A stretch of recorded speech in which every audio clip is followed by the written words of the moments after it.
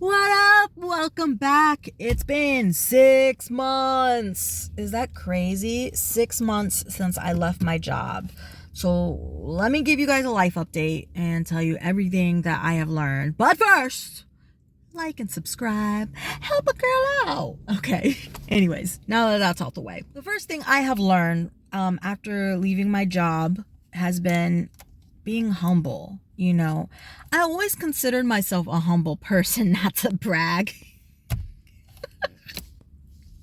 No, but seriously, I really did. I've always considered myself a humble person. However, having people pitch in and not being able to do it all myself has been a very humbling experience.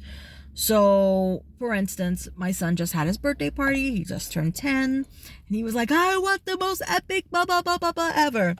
And I am that type of person that, I like to be like, I got me, okay? Don't need you because I got me. All right? I like to be in control. I like to, have that satisfaction of saying, pulled it off. Don't know how, but check. And this year was not that for me.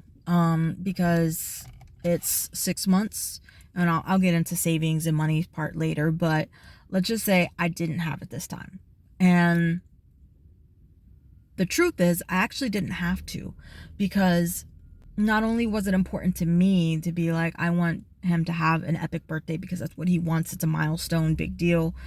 But it was important to his family and his loved ones too. And without asking, they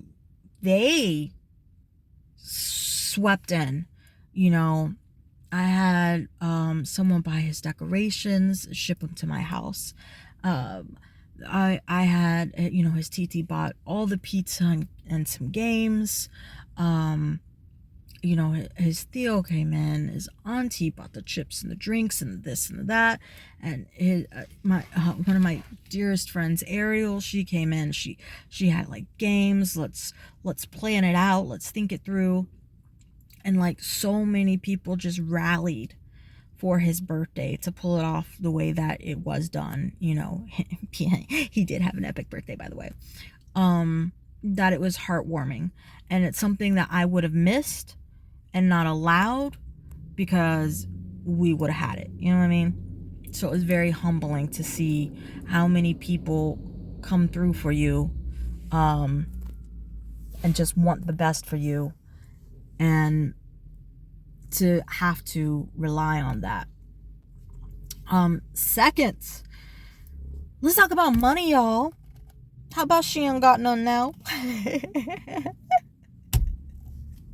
Surprise!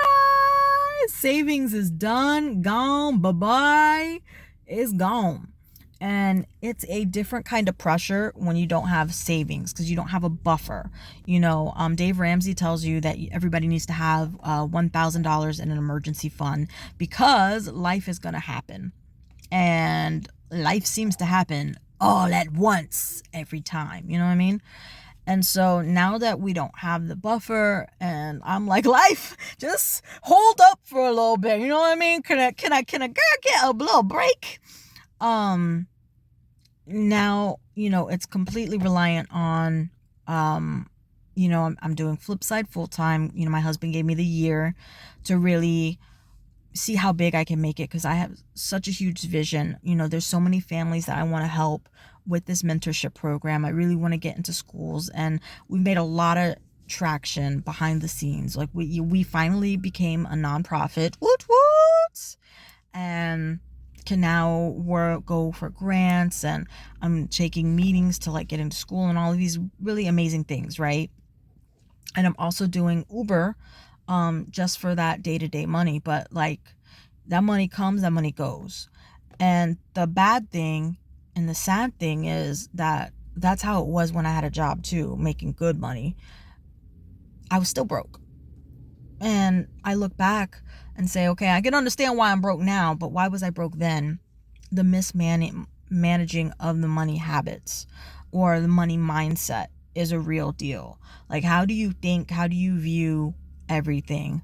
And what are your habits?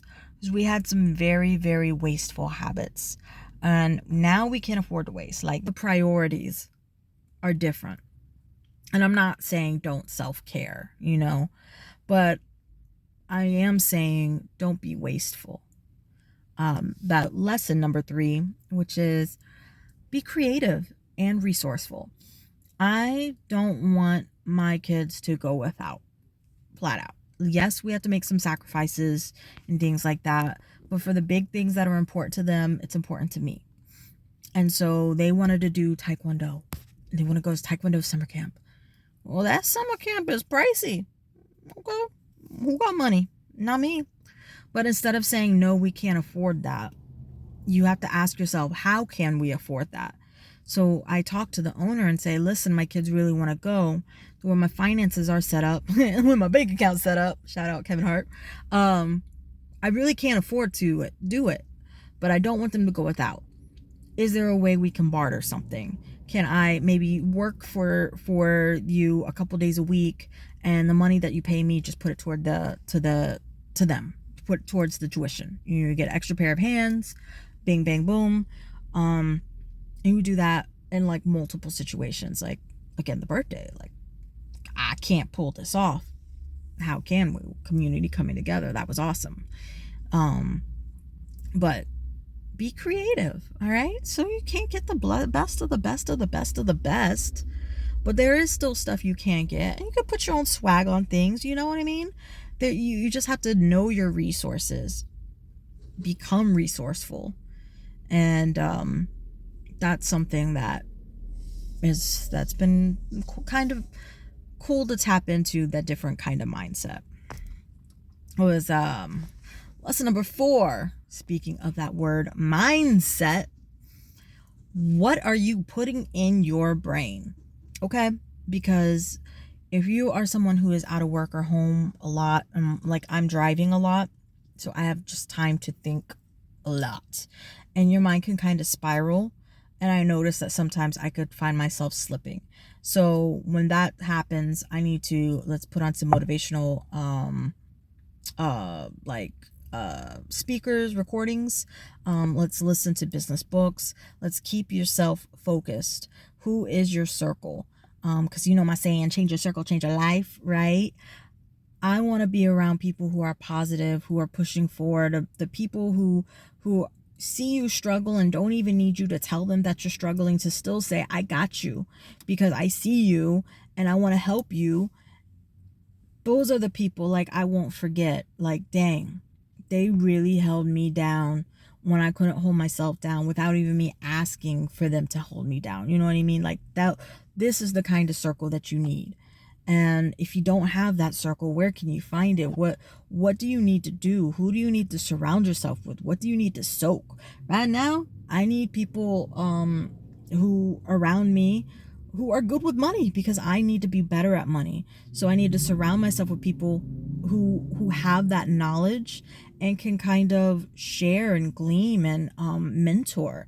Even though I'm running a mentorship program, I still need mentorship myself and like business aspects and things like that. So those are things that I am looking for. Number 5 is the dependence on God. There is a verse in Matthew in the Bible where Jesus is saying, like, look at the birds in the sky and the lilies, the flowers in the fields, and how they worry for nothing. How much, like, God's got them. They're cared for, How much more will he care for you? You don't have to worry about tomorrow. Tomorrow will worry about itself. And, when I started, when I first left my job, I did say that, kind of compared it to the Israelites when they were leaving Egypt, how they wanted to run back to Egypt because they were in this wild wilderness. And you're like, oh, snap, what are we going to do? And how are we going to get food? And God had like literally rained down bread, and they had to depend on that daily bread. Otherwise, if they tried to hoard it, God would make it spoil. So he made them lean on him and trust him. And I feel like that's the season that I'm in, where he's making me lean on him and trust him, where it's no longer, I got me, I don't need you, I got me. Like, no, I never had me. It was always him. And I was just very prideful and arrogant to think that. And so, yes, I like the feeling of being in control, but I'm not in control of anything. And God's got me. And that's important. and I depend on him. And there's been so many times my washer broke. No money, washing broke. Next day, hey, just so you know, I got this washing machine. If you can pick it up, you can have it. It's free. I didn't ask for that. God blessed me with that. That came out of nowhere. I had to sell my computer so I could get some legal stuff done for Flipside, and God blessed me. Like, literally somebody provided a computer that I just dropped, like, wow, thank you, Lord. So sometimes, it's a struggle. Sometimes you go, like, I've gone negative in my account a couple of times, and I still stand and say God provides. And right now I'm thankful that I'm not, because we are working and things like that. But he provided when I didn't have, and he provides what I do have. And that is something that I have learned immensely. So I hope that helps you, these 5 things, and I will check in with y'all later. Again, like, subscribe, and share. Thanks.